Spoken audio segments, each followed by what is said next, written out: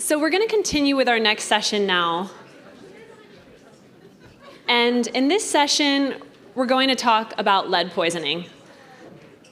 So this is an issue that doesn't often make the headlines, although Devex has reported on this critical issue, and you should check out our Devex Checkups reporting team for more on this. But this is one of the most damaging health threats in the world today. So in case you aren't aware, 1 in 3 children, nearly 800 million, are poisoned.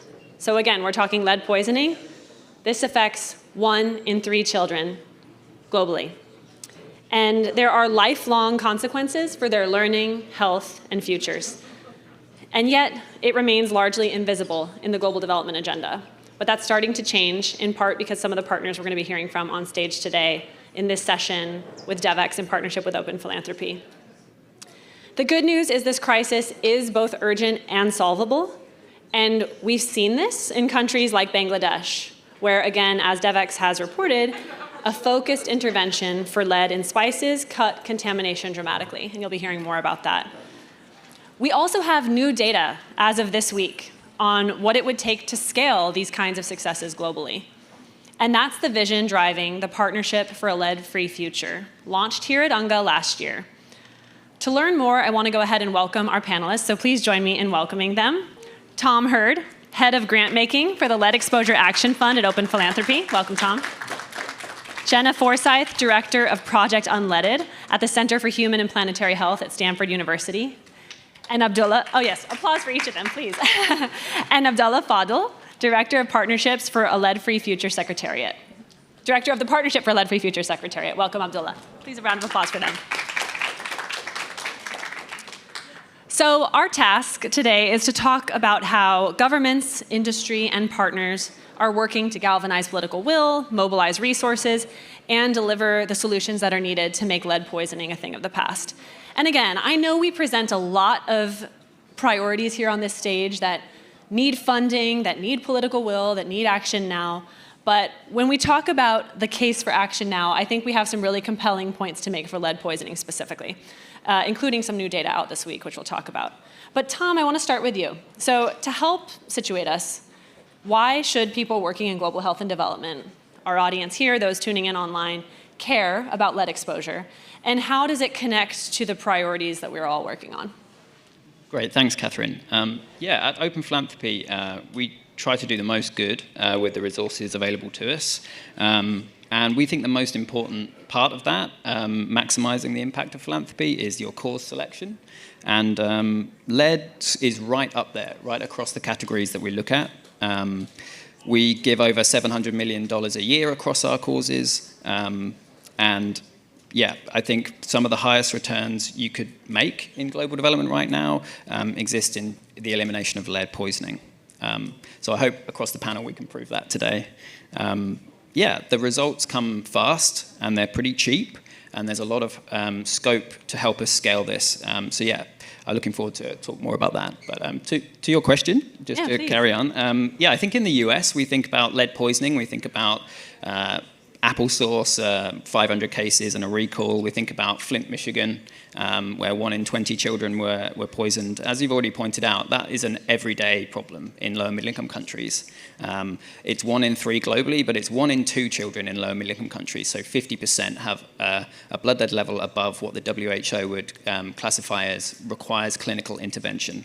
That has a huge impact on brain development. We see it turn up in educational outcomes, in productivity, and the economic impact is huge. The World Bank puts it in the trillions every year. So it also affects across the life course. So we think mainly through cardiovascular disease. It's one of the top 10 causes of death. So we think governments and donors, if you're interested in health or education or development and economic outputs, you can't afford to ignore lead exposure as a development issue.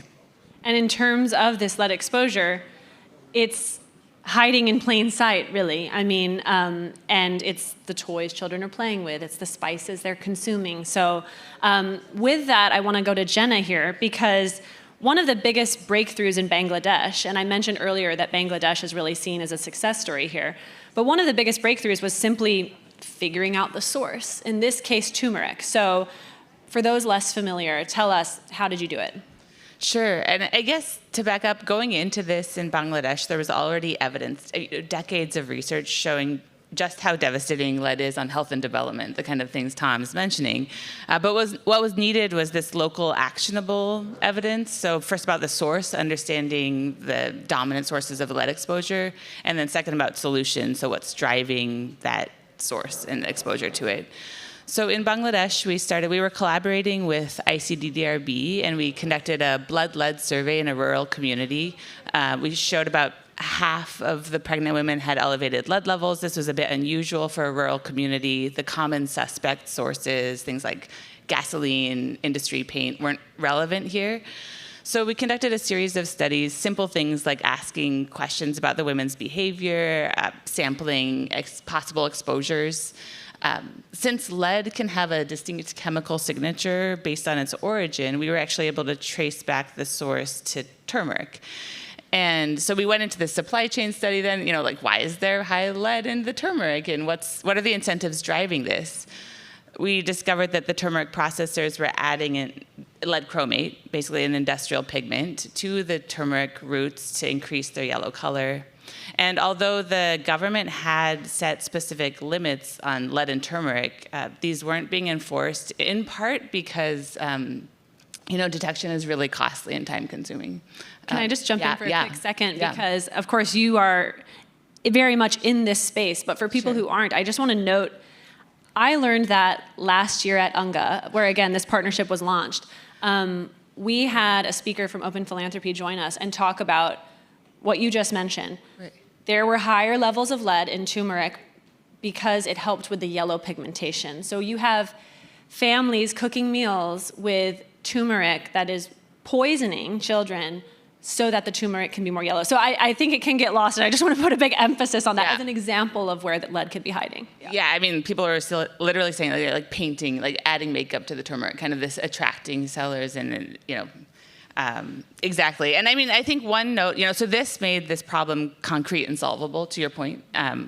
And the government took a lot of interest, became really engaged. I think one just final point to note here is that they actually came to us and said that they really appreciated that we didn't simply present the problem, but we worked together to identify steps to resolve it, because they're faced with so many problems and they just need, a roadmap in order to allocate their scarce resources. So, yeah, I mean, just to jump in, because Jenna's too modest, we did some calculations after the fact, and we think the reduction in blood lead levels was so fast across such a big part of the population that we think it could save over the next 5 years somewhere in the region of 20,000 lives.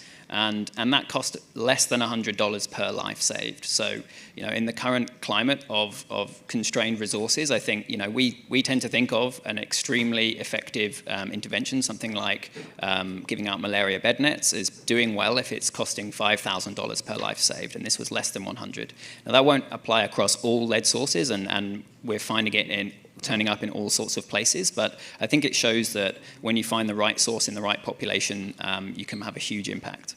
And in terms of the pathways into impact, Tom, just a quick follow-up question for you, because there's this source-specific intervention, like we saw with turmeric in Bangladesh, but there are other examples that come up, like Georgia, for example. So where do you see that in terms of pathways for impact?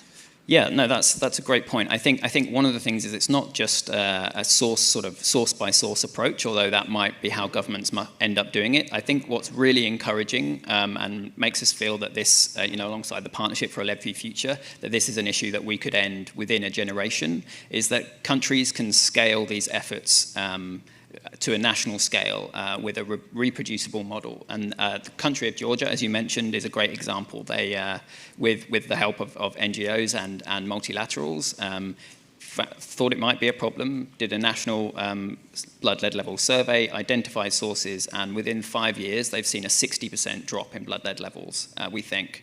So, we're excited to see that kind of a model roll out.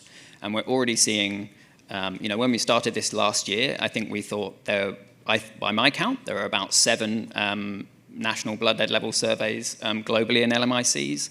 There are 20 either underway or planned right now. So we're seeing some great momentum on that model building out. So I want to hear more about this momentum. Again, Open Philanthropy is part of a partnership for the Partnership for a Lead-Free Future, launched here at UNGA last year. I do just want to acknowledge, of course, USAID was another partner in that effort, and it has been a tough year in that respect, certainly, but the momentum continues. And Abdullah, I want to go to you now. We've heard about some lessons from Bangladesh, from Georgia. How does the partnership build on those lessons, and what kind of momentum have you seen over the past year? No, this is actually the fact that we're here today and we're talking about this issue is a testament that despite losing a founding member of the partnership, critical for global health, actually, that this momentum continues on this file, because there are entities also here today who actually have dedicated decades. Last year we had the UNGA launch. This year we also had another event at UNGA where ministerial level panel, the Prime Minister of Bhutan actually was the keynote speaker. The Deputy Secretary General of the United Nations actually made commitments that the United Nations system also will respond. Just a bit of a, I would like to see my name with a entity called Partnership for Lead-Free Future, PLF, rather than UNICEF, but that is also fine. So I just wanted to highlight the investment since last year. Almost $400 million of investments have been announced since last year. Bloomberg, Open Philanthropy, and others. Of course, a lot of research and data, and Jenna is one of those key partners. There was a first annual conference on research that took place just this January that will continue to take place. So the momentum continues, and I think the fact that this year, and I think it was just a few nights ago that last UNGA there was one event, this UNGA there are 3 events on lead, shows that actually there is a global commitment, because I think there is realization finally that it's a foundational issue. And it has impact on a number of other things that if we don't address it, and it's really easily solvable and cost effective, as you've heard. So speaking of the cost effectiveness, the Partnership for a Lead-Free Future, and it was UNICEF and other partners who came out with this data, given the connection to UNICEF.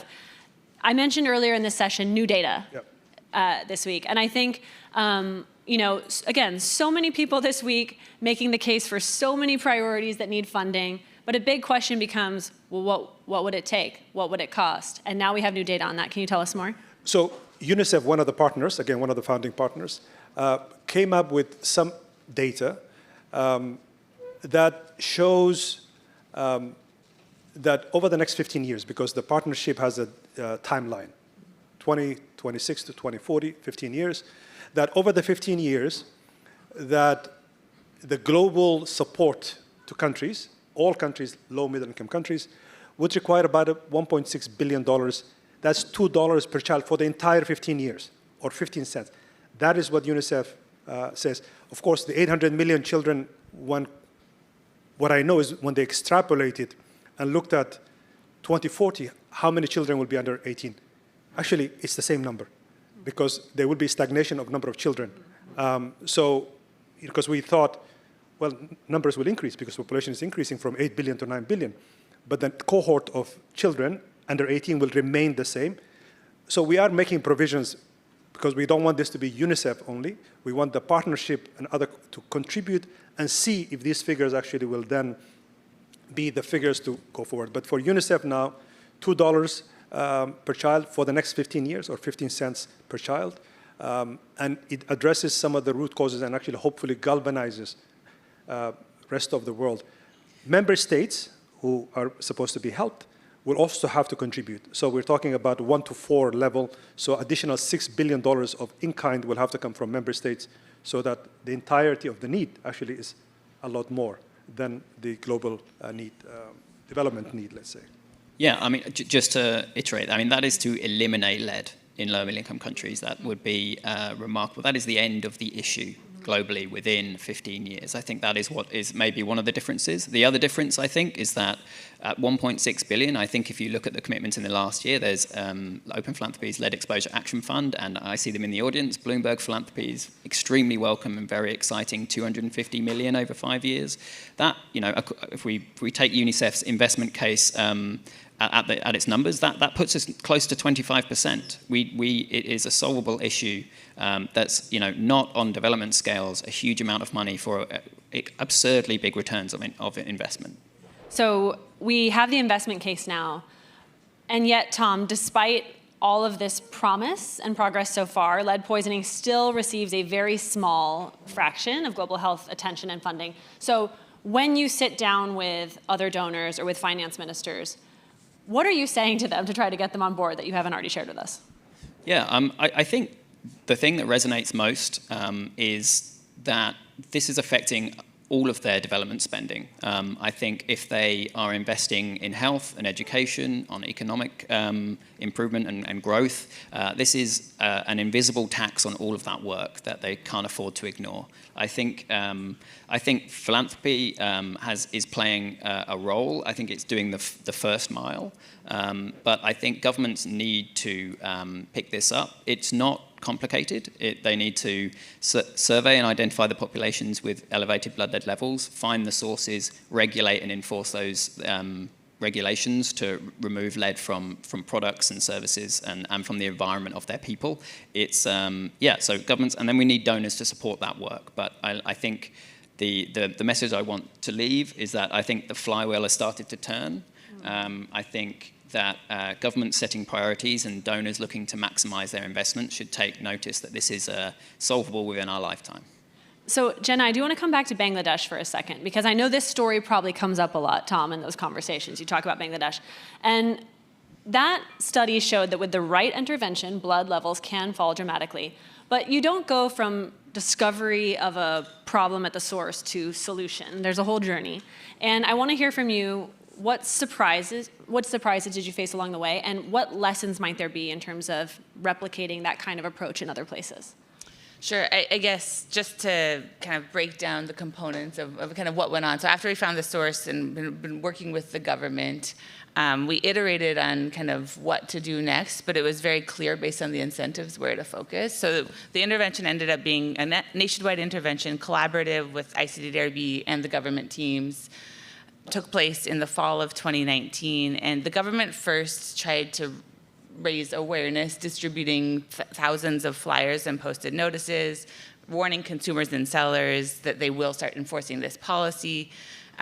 This got picked up in the national news. Our team at the same time was engaging with the industry people that were most responsible for adding the lead chromate to the turmeric, and in parallel, we introduced this rapid lead detection tool, this X-ray fluorescence analyzer that detects lead in real time. And really, this enabled the government to enforce this policy and find the sellers of tainted turmeric. Again, really low cost. When you think of the large population at less than a penny per person, and Tom talked about some of these cost-effectiveness numbers. So I think a couple things were surprising. One was how swiftly the turmeric lead levels dropped. So in a few months, there was a 90% reduction in the prevalence of lead-tainted turmeric. But again, I think this points back to the effort to figure out the root cause, working with the government over that time, a targeted, efficient intervention there, so that could be applied.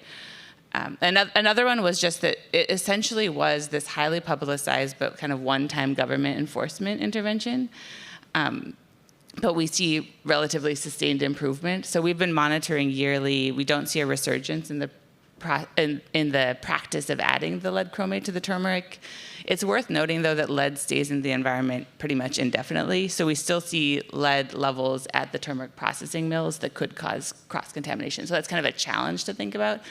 But that sustainability, again, maybe in part due to the industry engagement. There's with election cycles, there's changes in government officials and food safety priorities, but these industry professionals stay in their career for their lifetime, usually pass it down generationally. So that's potentially another lesson. And I guess to your point about kind of how this applies elsewhere, we've expanded our assessments, kind of scaling this up across the other South Asian countries, representing about a fifth of the world's population. We see an issue of lead and turmeric still in India and Pakistan. Kind of the latest data off the shelf, not really widely out yet, is that lead chromate adulterated turmeric roots are being sold in about 30% of the 100 largest cities in India. So still more work to do. Other partners in the room working with others, to address this and scale this. And I love one thing you said earlier was that, and I think this is certainly a cross-cutting lesson, coming to governments with not just problems but solutions, and you outlined what some of those solutions were. I want to quickly go to Abdullah and just ask, building on what Jenna just shared, if you were a government minister in a lower middle income country trying to tackle this challenge, where would you start and how would PLF be part of that effort? Well, data. I mean, first of all, you need to know the blood lead levels of your community. By the way, the Partnership for Lead-Free Future focuses on children because lead impacts a number of deaths later on in life, but our focus is on children. So data, definitely. I mean, so knowing what is the level of blood lead level, knowing the sources, and then enforcement, right? But also there are tools available, best practices available. We're creating toolkits so governments can actually realize what others can offer.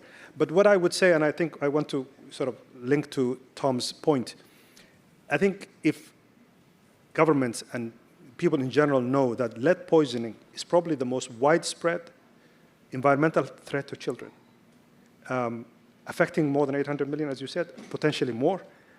So it affects malnutrition, infectious disease. It's higher than malnutrition, infectious diseases, lack of education, even conflict. So it's actually the most fundamental, and that's why I said it's a foundational issue.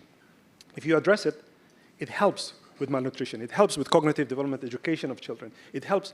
So and it's really quite cheap. So governments need to sort of focus on this easy, tangible action.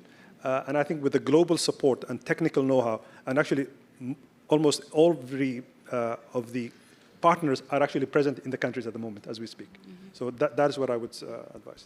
Mm-hmm. So just to close very quickly, I think we've covered why lead poisoning is one of the greatest concerns of our time, but just very quickly want to come back to each of you. Why is now the right moment to address it? So maybe I'll start with you, Abdullah, if that's okay. Why now, very quickly, and then we'll hear from Jenna and Tom. We have a momentum. We have awareness. Again, when a philanthropy commits $250 million over 5 years, it's a kind of the commitment. When another philanthropy commits $100 million, it's a kind of when a partnership is created just to address this with the whole team. There is a momentum. I think there's a realization that this is solvable. It's quite, easy to do. We know the problem. We know the sources. And again, we have academics and experts. So I think it's just feeling that time is now. Hopefully, we will not miss this chance. Jenna, anything to add? It was well put. I mean, I think there's so much to hammer home there, and I think that's really well put. I guess what I would say is inaction will just cause generations of harm. So this is a silent, long-term problem. It's not like you get lead poison today and you feel ill. It's because it affects thriving. So I think just adding on that point. Absolutely. Actually, sorry. At one point, it was calculated that 50% of Americans, 170 million Americans, actually had some sort of a blood lead levels that are high. So it impacts later in life as adults also. So it's absolutely. Not only now. Lasting your effects. bones. Yeah.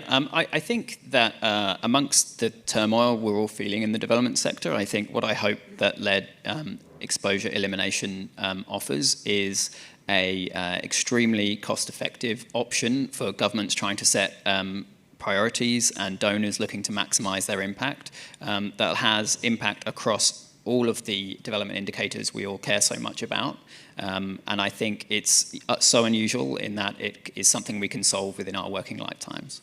Well, Tom, Jenna, Abdullah, thank you for all you're doing to address this challenge, and hopefully you have some new supporters on board after this conversation today. Appreciate it. Please join me in thanking our panelists.